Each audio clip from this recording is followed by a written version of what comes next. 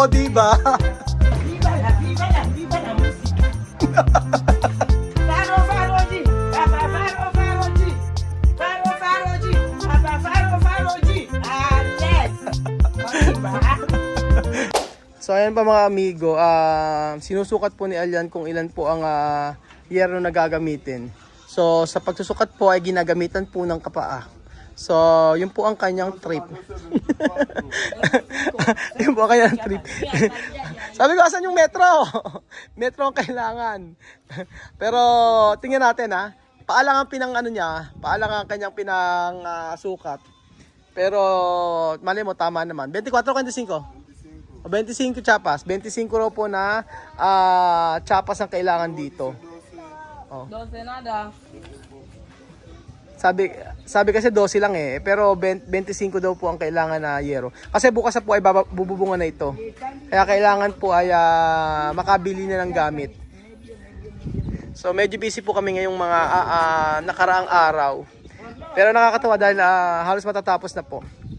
So halos mga 2 days na lang po mga amigo matatapos na itong tindahan ni Tia Celsa. Inaantay na lang po ang bintana at saka yung kanyang puwerta o yung kanyang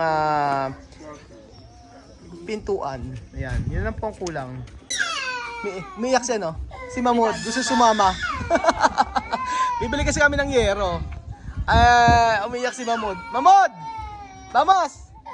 Oh, yeah. Oh, loko, umiyak oh. No llorar. ¿Tú quieres ir? ¿Ah? Habla. ¿Tú quieres ir? Oh. ¿Sí o no? ¿Tú quieres ir? Gusto naman niya sumama. Sasama raw siya kasi. O, sama siya sa pagbili ng ng yero. Naligo na kasi siya. Tapos syempre, hindi niyo ba isasama yan? Naligo na yan. Mumorma yan. Alam mo namang kinakawawa oh. Ayan po, umiyak si Mamud. Sabing ganun sasama siya. Hindi nga pwedeng sumama eh. Ayan, kasama natin si Alyan, si Adrian at saka si Bibian. Ang mga masisipag na anak ni Tia Celsa. Si Alyan at saka si Bibian.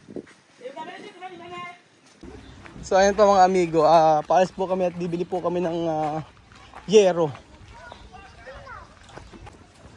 So dito po kami dadaan mga amigo. Sa may shortcut daw. May shortcut pa si Tia Celsa. Para daw mabago ang daan. Ayan. Daming mga bahay dito, no? Panalo sa tiles, oh. Punong-puno ng tiles, oh. Ayos. So ayan po. Maganda ng sopa. Sopa e kuku. Parang bebenta sila mga sopa. Inaayos. Ay. Ayan yung chapas. Meron kayang chapas na tinda. O yero.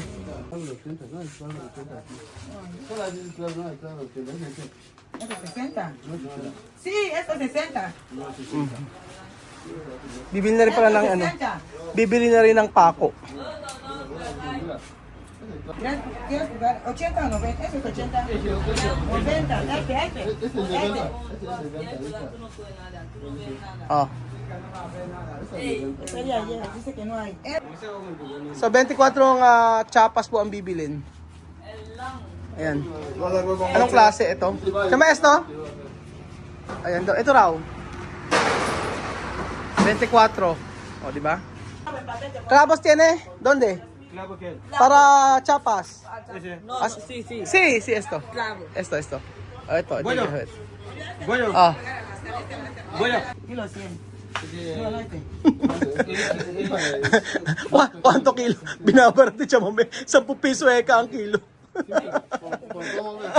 Kilo 100. Nangahampas. Voilà. ese 3.000, ese 2.000, eso no hay goma, no. Cuando este 2000 y ese 3000 con goma, hay descuento aquí. Aquí 2000, tú dejas 1 kilo, 200. Un kilo, no, un kilo, 2.000. Yun ang discount. Hindi ka makakahingi ng discount. Dito pa lang sa hikaw mo, mukha ng ano eh, mukhang hindi ka bibigyan talaga ng discount to. Chama menos dar descuento. Yo sé cómo. Va a ser. No va a ser. Va a ser. Porque tú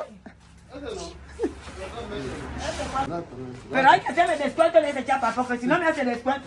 Chámame, no va a ser descuento. Va a ser, va a ser. Pues mira esto. Naka LL. Sí. Ay, mamá Maritel. Naka el chámame. Walang discount. Va a ser, va a ser. Yo vengo para So hindi naman papayag si Chamami na walang discount. Kasi dito kami talaga, suki talaga kami dito eh. So lahat ng gamit sa bahay dito na kinukuha ni Chamami eh. So kailangan maka-discount si Tia Celsa. Sí, va a ser descuento. A la casa no me dejó mi pintura ¿Pintura qué? de mi chapa blanco que me había vendido. No, ese al azar. Nada, ese pintura blanco, ese sí, ¿no? Sí, pero y me dio aussi la pintura. Kinukuha sa... Habla francés? Francés, Chamami? Parce que j'avais créé ici. Oo. Gaya nga si Chamami, nagpa-francés oh. C'est pas colorante. Pinture, il m'avait dit qu'il va me donner la pinture à Pintura cause. ese blanco. Pintura ese blanco. C'est pas bien, il m'avait dit qu'il va m'envoyer le couleur bleu. Pwede si Chamami sa ano oh. Marunong mag-French. Le couleur blanc, mais Là, ese pintura todo. Bakit inaaway ni Chamami yung ano, yung nagtitinda? Hindi lang makahingi ng discount eh, nang aaway na. At Chamami, anong ugali yan? Hindi, joke lang po mga amigo. Ganyan talaga si Chamami, nagbibiro lang. Dame. agua. Dame, voy a comprar agua. Yo voy a comprar agua, después vamos a cambiar. Sabi niya, ala kang barya, sige, bibili ko ng tubig. Bibili ko ng tubig para sa atin lahat. Tapos mababarya na ngayon yung pera mo. O, pag nagkasalita sila, akala mo parang silang nag-aaway, no? Pero hindi po normal. Nung bago-bago po ako dito, akala ko mga nag-aaway sila. Lalo na pagka kinakausap dito sila Lorena at saka sila Elvis. Akala ko nakikipag-away na si Tia Celsa. Nung pala, ano lang, normal para sa kanila yung ganyan. So, parang sa ating mga Pilipino, kapag ka sumisigaw, akala mo akala mong galit.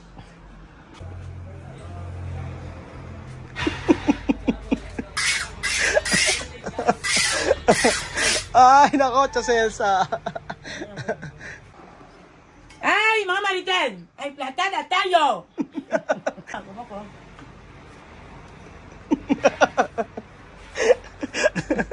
Talaga si Choy, mabiro no?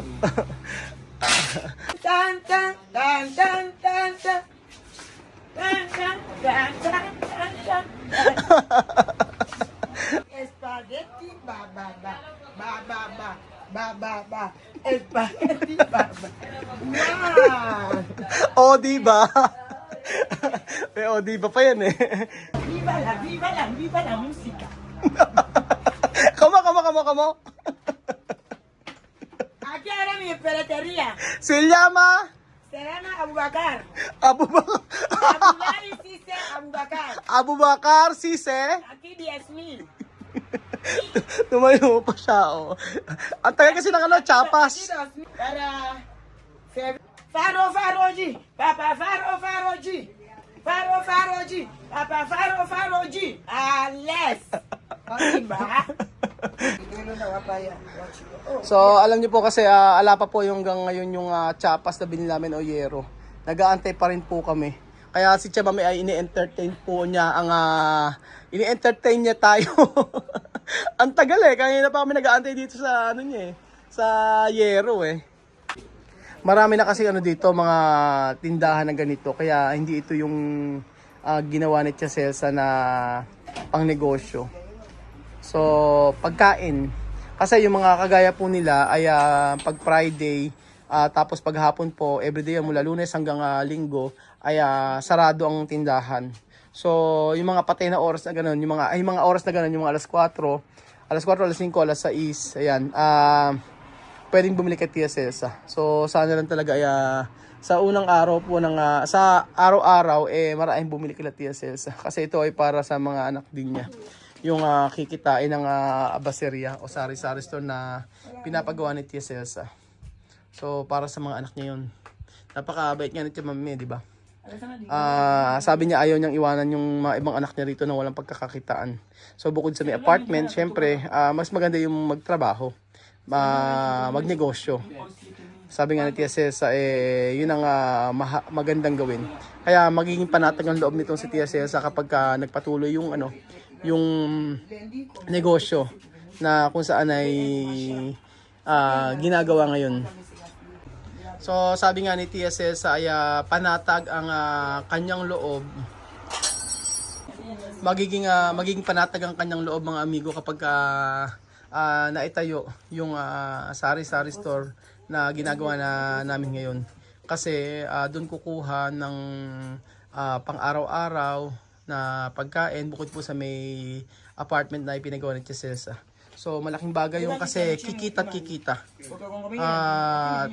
Mapapanatag ang loob ni Tia Celsa kapag nag-start na magtinda sila ng mga produkto, mga pagkain po mga amigo. Yo antes pensar mucho, pero ahora ya no pensar mucho porque cuando yo salí de aquí para Filipinas, mi corazón bien, porque mi niño todo va a quedar bien, con dinero, comida, todo va a estar bien.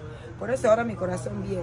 Yo puedo ir a Filipinas, aunque 5 años, 10 años, no me importa, mi niño bien. No llorar hambre, enfermo, hay dinero, Sí, porque comida, tiene todo. Porque tiene ya basería, tiene casas.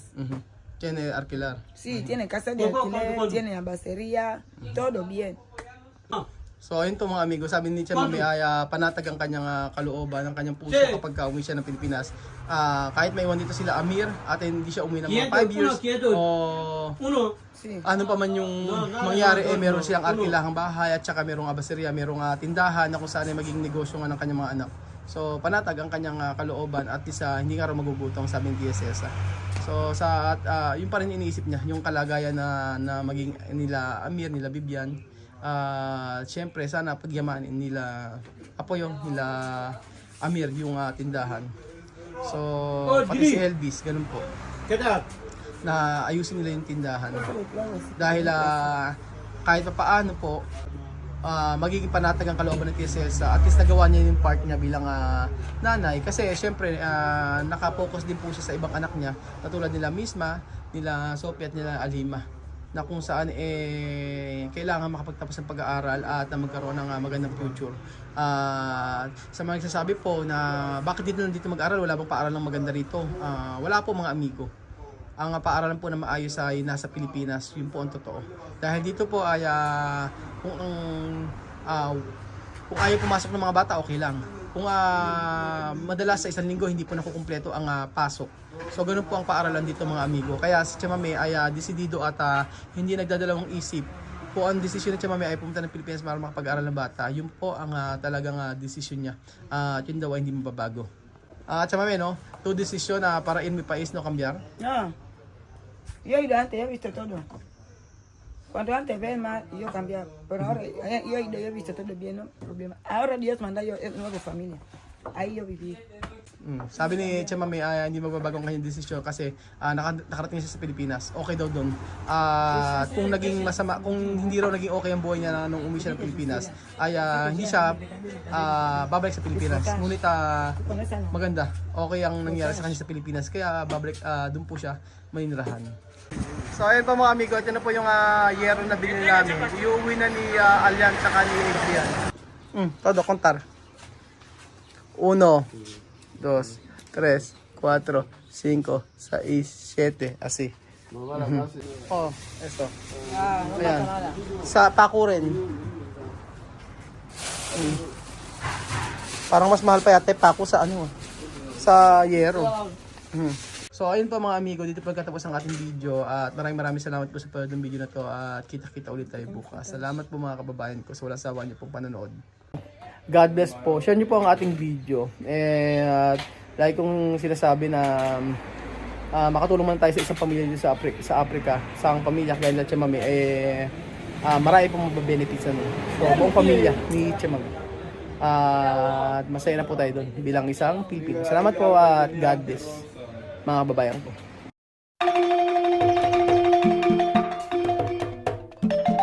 Na-appreciate ko yung paano sila nagdadasal.